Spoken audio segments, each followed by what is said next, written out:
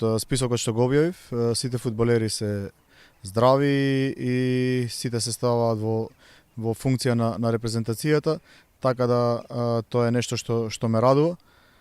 За жал нема да го имаме Ели Фелмас, но оние што се тука се доволно квалитетни и кадарни да го надополнат неговото отсуство. Впрочем, јас и во минатото кога имавме безброј отсуства кажав дека тимот е тој што треба да го надополни секој отсуство, така да и овој пат не се сомневам во тоа, без разлика колку ќе ни недостасува, е еден мотив плюс да одиграме и за него и да ни се придружи во финалето во ноември.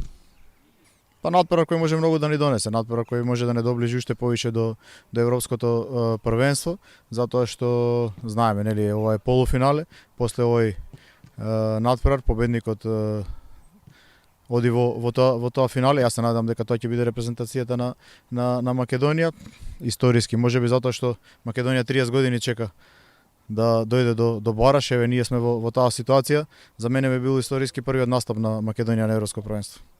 Добро ме познавате и знаете дека сум максимално сконцентриран само на репрезентацијата на Македонија, да се подготвиме добро и да го одиграме овој натпревар на наше најдобро издание, во што не се сомневам, така да без разлика што се случува во противничкиот табор ќе стрчаат 11 фудбалери кои ќе сакаат да донесат победа на својата земја. Јас сум убеден дека нашите фудбалери ќе донесат таа толку очекувана победа со која ќе израдуваат и нацијата.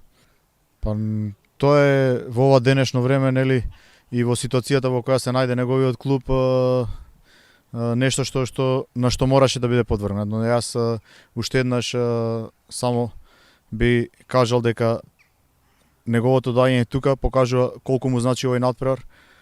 Знам добро што све разговаравме изминативе 4 години и колкава е неговата желба за Македонија да одигра на европско првенство. Еве ова беше доказ дека нема да постои бариера што ќе го спречи да дојде на тој натпревар. Ја им благодарам и на сите што помогнаа, што асистираа за да тој да биде тука со нас, и сите добро знаеме од какво значење е неговото присуство во репрезентацијата на Македонија.